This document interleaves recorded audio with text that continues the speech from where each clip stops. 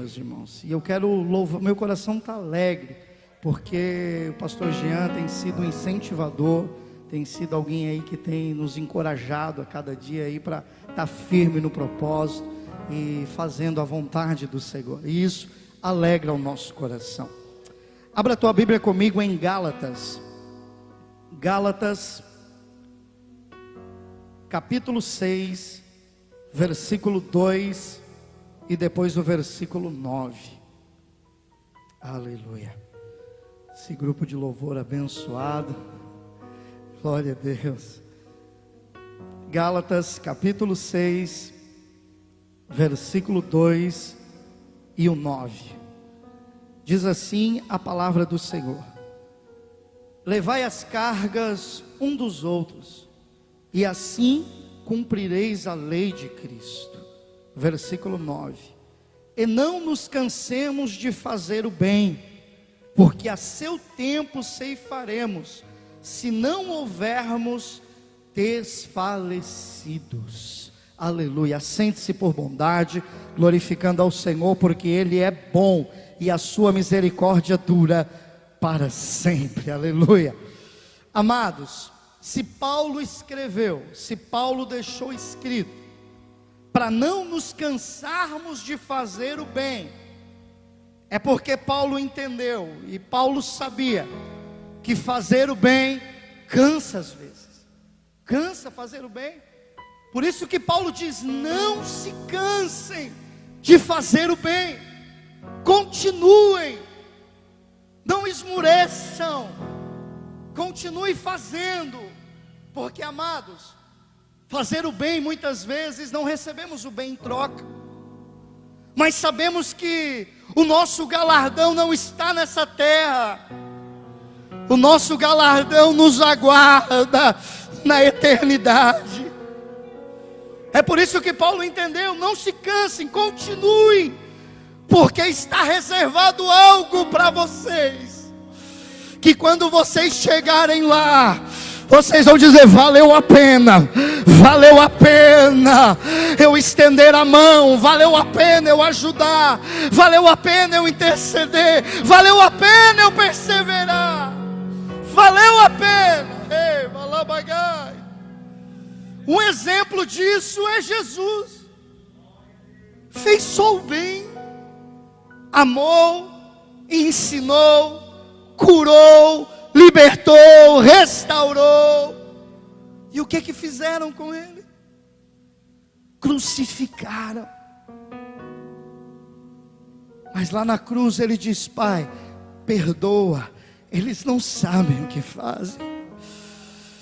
Pai, não tem problema, eu sei quem Tu és, e eu sei para onde eu vou. Ei, sabe o que está faltando nesses últimos dias? É nós lembrarmos de quem nós somos e saber para onde estamos indo. É o que vai fazer toda a diferença nas nossas vidas.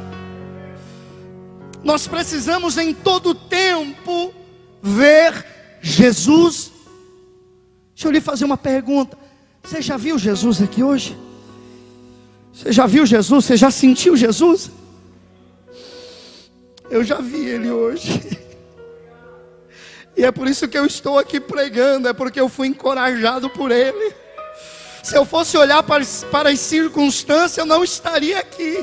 Mas como eu estou olhando para Jesus, e Ele me impulsiona, Ele me encoraja, Ele me constrange, é por isso que eu estou aqui. Porque eu estou olhando para Jesus. Ele é modelo para a minha vida e para a sua vida. O que nós precisamos nesses últimos dias é mostrar para esse mundo Jesus. Paulo escreve essa carta aos Gálatas porque Paulo estava preocupado com a igreja, porque existia judeus no meio do povo de Deus, tumultuando o povo, trazendo regras que estavam trazendo um peso, um fardo para a vida dos irmãos. E eles não estavam conseguindo adorar a Deus, adorar ao Senhor como era para ser adorado. porque havia um bloqueio. Tinha alguns judeus dizendo: olha, Jesus é bom, Jesus é maravilhoso, mas só Ele não é suficiente, não, vocês precisam se circuncidar. E aí estava travando os irmãos, estavam presos.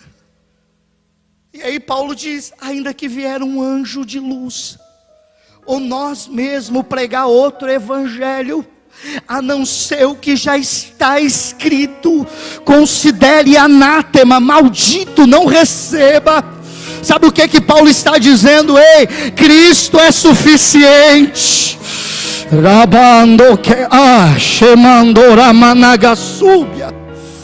Eu estou todo arrepiado aqui em cima. Eu estou sentindo a presença dele. Ei, Cristo é suficiente na sua vida. Não tem ritual, não tem regra que substitua a presença de Jesus. Ele é suficiente. Ele é tudo que nós precisamos. A preocupação de Paulo é: vocês precisam ver Jesus. Vocês precisam contemplar Jesus. Ele é suficiente. Vocês precisam exaltar a Ele. Ele é único. Deus tem ministrado algo muito forte ao meu coração. Por muitas vezes e por muito tempo, muitas pessoas se preocuparam tanto com as regras, impor regras. E aí essas regras acabaram se tornando um fardo, um peso, e as pessoas não suportaram. Sabe por quê, irmãos? Porque antes da regra, precisamos mostrar Jesus. A minha preocupação nesses últimos dias, principalmente os novos, pastor Jean, os novos que estão vindo, é mostrar quem é Jesus. O que Jesus fez. Sabe por quê, irmão? Quando eu mostro Jesus, quando as pessoas veem Jesus, quando as pessoas conhecem Jesus, a regra não é peso, não é fardo, é prazer. Oh,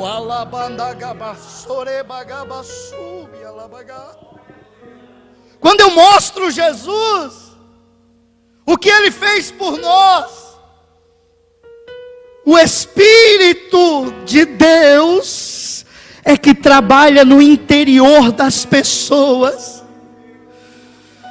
E aí começa a acontecer uma grande mudança. Oração não é fardo, é prazer. Jejum não é pesado, é prazer. Ler a Bíblia não é peso, é prazer. Vir ao culto não é fardo, é prazer. Por quê? Porque eu estou vendo Jesus. E quando eu vejo Jesus, eu entendo o que Ele fez por mim. Eu conheço um Deus grande, poderoso, que eu não abriu mão da minha vida. E aí sabe o que acontece dentro de nós? Gratidão. Porque a graça precisa gerar em nós gratidão.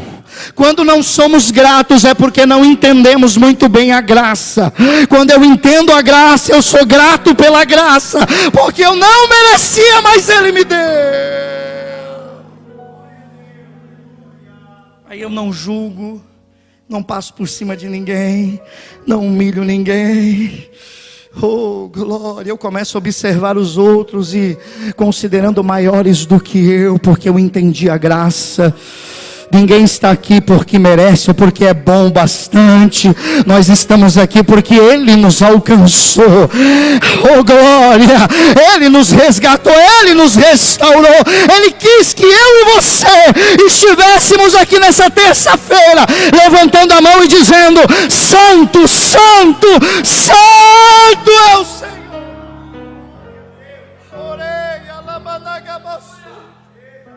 Moedas, como é que eu faço para mostrar Cristo? Como é que eu faço para o meu marido ver Cristo? Para minha esposa ver Cristo? Para o meu filho ver Cristo? Ele precisa olhar para você e ele vai ver Cristo em ti.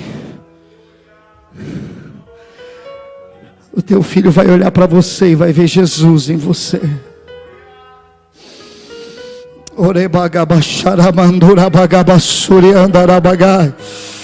Nós precisamos mais do que nunca nesses últimos dias mostrar Cristo para essa humanidade, primeiro na nossa maneira de viver e depois com a pregação do Evangelho. Mas nós precisamos mostrar para esse mundo que Jesus é suficiente. Não tem ritual, rei. De Gênesis a Apocalipse, a Bíblia está falando sobre Jesus. Ele é o verbo, ele é a palavra. Todos os rituais do Antigo Testamento, tudo aquilo que acontecia era para mostrar o que seria no Novo. E quando eu olho todos aqueles rituais, irmãos, quando eu vejo o sacrifício oferecido, todo ano, o sumo sacerdote era o único que podia entrar no Santo dos Santos e oferecer sacrifício. Jonas falou aqui esses dias, na nossa vigília, sábado, com o sininho amarrado, e aí se estivesse em pecado, morria. Quando o sininho parasse de bater, podia puxar, que entrou em pecado. E aí o povo ficava fora só esperando. Será que Deus aceitou o sacrifício? Será que Deus aceitou? Será que estamos perdoados? Será que mais um ano vencemos? Porque tinha que se repetir, porque sacrifício de animais não era perfeito. E aí de repente o sumo sacerdote chegava lá fora e dizia: que o Senhor te abençoe e te guarde, que o Senhor faça resplandecer sobre ti o seu rosto e lhe dê a paz. E aí o povo vibrava. Deus aceitou o sacrifício. Só que no outro ano tinha que se repetir. E quando eu vejo Cristo se oferecendo uma vez só, porém perfeito, não tem como eu dar glória a outro. Ele é o único, suficiente e perfeito. Você já parou para pensar por que ele ressuscitou? Como sacrifício ele precisou morrer, mas como nosso sumo sacerdote, ele está vivo. Ele está vivo. Porque se ele não ressuscita, o Pai não aceitou o sacrifício. Aí nós estaríamos perdidos, pastor. Mas quando o Senhor Jesus ressuscita como nosso sumo sacerdote, ele chega para os discípulos dizendo: paz seja convosco. E aí nós podemos vibrar, porque o Pai aceitou o sacrifício.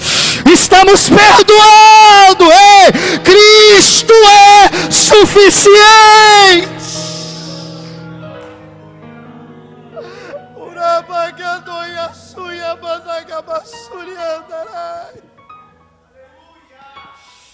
Eu não consigo ler a Bíblia sem ver Jesus. Eu não consigo vir à igreja sem ver Jesus. Eu não consigo almoçar na mesa com a minha família sem ver Jesus. Porque Ele é o responsável de eu ter esperança. Ele é suficiente. A mensagem dessa noite é: Cristo é suficiente. Ele é tudo o que você precisa.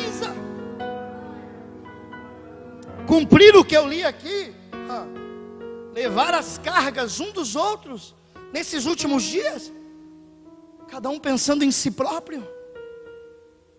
Muitas pessoas, se for preciso, passam por cima das outras, para favorecer o seu lado. Cumprir isso, é só quem viu Jesus.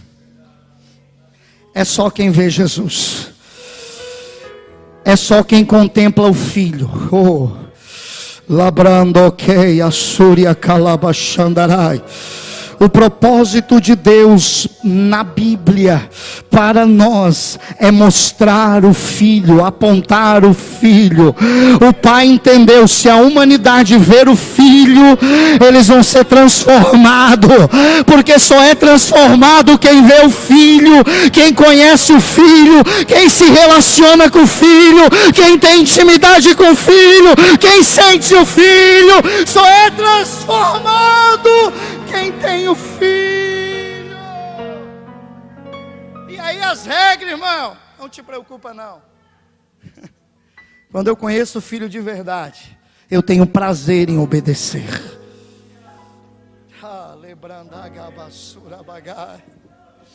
Eu vejo Paulo escrevendo aos Efésios, antes de ele cobrar a unidade da igreja, antes de ele pedir para nós nos revestir da armadura de Deus, ele começa com uma carta: Deus nos abençoou com as mais ricas bênçãos celestiais. Paulo entendeu, primeiro eu vou mostrar as bênçãos, eu vou mostrar o que nós já recebemos, porque depois é prazeroso. Primeiro eu vou mostrar aquilo que já recebeu. É como você for comprar algo, aí você vai na loja, comparação assim bem, você vai entender. Você vai comprar um forno, aí chega lá, você já vê na caixa, ó, o que é esse forno. E aí depois você pega o manual e, mas para funcionar desse jeito, preciso fazer isso, isso aí. Não, mas vale a pena, eu vi o resultado. Vale a pena. Vale a pena. Eu vou cumprir tudo certinho para contar, porque vale a pena. O que eu conquistei, o que eu consegui, vale a pena. Aí eu sigo. Você está entendendo o que Deus está falando aqui? Sabe o que é que Deus está dizendo para você? Que o orar, o jejuar, o se santificar, o fugir do pecado não pode ser um peso na sua vida, tem que ser prazer. Sabe o que é que Deus está dizendo? Ele já te deu a salvação, Ele já te perdoou, Ele já te amou. O resto, busque primeiro o reino de Deus. Precisamos ver Jesus. Você precisa ver Jesus no seu casamento. Você precisa ver Jesus na sua família. Você precisa ver Jesus na empresa. Você precisa ver Jesus na faculdade, no colégio. Você precisa ver Jesus na igreja. Porque Ele é perfeito, santo e justo. Quando eu não vejo Jesus, eu fico aqui olhando o erro dos outros, apontando, julgando. Agora, quando vejo Jesus, ei, assim como eu não mereci, Ele também não merece. Nós estamos aqui para honrar e glorificar aquele que é digno de honra, glória, louvor e adoração. Precisamos ver Jesus. Ele é suficiente. Ele é tudo que você não precisa de um carro novo para ser feliz. Você não precisa de uma casa nova. Seu casamento não precisa de uma casa nova, não. Seu casamento precisa ver Jesus nele. Tu e a sua esposa, você e seu marido, precisam ver Jesus lá dentro. Porque tudo vai mudar, tudo é transformado, o ambiente muda. Já estou encaminhando para o fim, mas lembra de Jacó? Jacó engana seu irmão e foge. Está lá em Gênesis 32, 22. A partir do versículo 22. Ele engana e foge. E aí Deus diz, volta lá. E aí ele vai voltar. E a Bíblia diz que ele chega num local chamado Val de Jaboque. E aí lá ele luta com um anjo. A noite inteira lutando com o anjo. De repente o anjo toca na juntura da sua coxa. E aí está amanhecendo o dia. E aí o anjo vai sair. Jacó agarra o anjo e diz assim: eu não te largo sem tu me abençoares. O nome Jacó é enganador, usurpador, trapaceiro. E ali lutando com... Agora imagina, quem pode lutar com Deus, irmão? Sabe qual é o nome disso? Graça. Lutar com anjo é graça. É graça. Eu não te largo sem antes me abençoar. E aí o anjo pergunta: qual é o teu nome? Jacó. Ele foi sincero: eu sou Jacó, que enganei meu irmão. Eu preciso ser transformado. Eu preciso de ajuda. E aí o anjo diz: teu nome não se chamará mais Jacó, e sim Israel. E aí ele muda o nome do local. Não é mais Val de Jaboque, ele coloca o nome de Peniel. E aí ele diz: por quê? Porque eu vi o Senhor, e a minha vida foi poupada. Eu vi o Senhor e fui transformado. Só é transformado quem vê o Senhor. Eu vi o Senhor e fui transformado por Ele. Chorabagamandarai. Aí quando vão contar a história de Jacó, diz: Jacó lutou com o anjo. Aí quando Jacó vai contar a história, ele diz assim: eu vi o Senhor e fui transformado. Foi através dessa luta que eu vi o Senhor. Você não está entendendo por que essa luta, né? Mas é porque o Senhor quer que você veja Ele. O Senhor quer que você tenha experiência com Ele. O Senhor quer que você conheça Ele. E é nessa luta que o Senhor vai se revelar a você. E você vai ser transformado. Mas você precisa ser sincero diante do Senhor. Eu sou aquele. Eu sou isso mesmo. Que para orar está difícil. Que para ler a Bíblia está difícil. Eu sou esse mesmo, Senhor, que está difícil me libertar de algumas situações. Eu sou esse mesmo, Senhor, que estou lutando aqui, mas com a minha força eu não consigo. Eu preciso te ver, eu preciso. Muda a minha história, me transforma. E Deus está dizendo: eu vou te dar um tempo novo. Eu vou fazer algo novo. Por quê? Porque você viu o Senhor na luta e foi transformado por Ele. Eu preciso ver Jesus a cada dia. Sabe o que nos impede de ver Jesus, irmão? Medo. Eu lembro, pastor, já estou encerrando. Eu lembro que com meu pai, quando eu fazia algo errado, eu não queria ir falar com ele, de jeito nenhum. Por quê?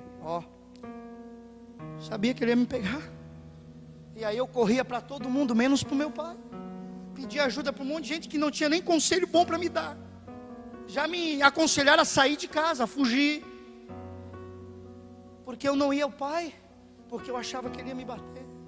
Medo. Quantas pessoas, em vez de ir aos braços do pai, estão correndo por aí tudo. Mas eu errei, eu falhei. E aí, o pai te conhece. O que o pai quer dizer: vem que eu quero te ajudar. Seja sincero comigo, que eu vou. Não tenha medo do teu pai. Não tenha medo. Tenha temor sim, mas não tenha medo. Venha na presença dele, porque ele te transforma. Em Gênesis 49, Jacó vai abençoar os seus filhos. E aí ele chama o primogênito Rubens.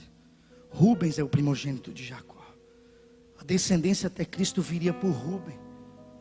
Mas Rubem ele faz uma decisão terrível. Ele se deita com Bila, uma concubina de Jacó. E olha que interessante o que eu descobri. Leia, ela não podia ter filho. Então ela começa a pedir a Deus, a clamar a Deus, e Deus dá Rubem a ela. E sabe qual é o significado do nome Rubens? Eis o filho. Olha para o filho. Está se resumindo toda a Bíblia. Olha para o filho. Porque Leia estava triste, não podia ter filho, estava sem esperança, e de repente Deus dá um filho a ela. Ela diz: olha o filho que me trouxe esperança. Olha o filho que me deu alegria. Olha o filho que mudou a minha vida. Tem alguém entendendo? Olha para o filho que mudou a minha história. Olha para o filho que mudou a minha vida. Só que Rubem, em vez de olhar para o filho, não, ele se deitou com Bila e perdeu a primogenitura e passou para Judá. É por isso que é leão da tribo de Judá. Sabe qual é o significado do nome Bila? Tímido, medo. Quantas pessoas que em vez de olhar para o filho, estão indo se deitar com medo. E o medo está impedindo você de alcançar as bênçãos de Deus. O medo está te impedindo de chegar na presença de Deus. Pessoas, às vezes de deitar confiando no filho, aguardando no filho, esperando no filho, olhando para o filho, estão indo se deitar com medo, se afundando no pecado, perdendo as bênçãos de Deus. Mas nessa noite, o Senhor te chama, você que está nos assistindo, o Senhor te chama nessa noite. Olha para o filho, aguarde o filho, espera no filho, seja transformado pelo filho, porque só quem vê o filho é transformado. Se coloque de pé comigo nessa noite. Foi até aqui que Jesus me deu. Precisamos mais do que nunca enxergar o filho de Deus. Quando eu vejo o filho em todas as situações da minha vida, não é só no momento de alegria, de bonança, é na luta, na dor, é aí que eu preciso ver o filho, porque é nesse momento que eu sou encorajado por ele. Lembra dos discípulos na madrugada atravessando com o barco e Jesus vem sobre as águas? Eles ficam com o quê? Medo. E aí não conheceram o filho, porque ficaram com medo. É um fantasma, estavam com medo. E aí Jesus diz o quê? Não tenham medo. Sou eu. Quem? O filho. Não tenha medo dessa tempestade, porque é o filho querendo te transformar. É o filho querendo te restaurar. Aí Pedro, Senhor, se é tu mesmo, deixa eu ir até ti, sobre as águas. Vem, Pedro. Enquanto Pedro estava olhando para o filho, ele estava andando no sobrenatural. E quando Pedro estava vendo o filho, ele estava caminhando até o encontro dele, Tiago. Mas de repente ele olhou para quê? Para o lado, tirou os olhos do filho. A Bíblia vai dizer, em Mateus 14, a partir do versículo 22, a Bíblia vai dizer o quê? E Pedro ficou com medo. Quando ele fica com medo, afunda. Tirou os olhos do filho, ficou com medo, afunda. Mas quando ele afunda, ele clama. Aí o filho estende a mão. Ei, eu te levanto. Tem alguém aqui que não está olhando mais para o filho, está olhando para a tempestade, para o problema, está com medo, está até abraçando o pecado, porque acha que não tem mais jeito. Deus te chama nessa noite. Olha para o filho, olha para o filho. Mas eu afundei, eu estava andando no sobrenatural como Pedro, mas eu tirei os olhos do filho e afundei. Clama pelo filho hoje. Ele te levanta, ele te levanta. Vão e o mar se erguendo vem, sobre a tempestade eu voarei, sobre as águas tu também és rei.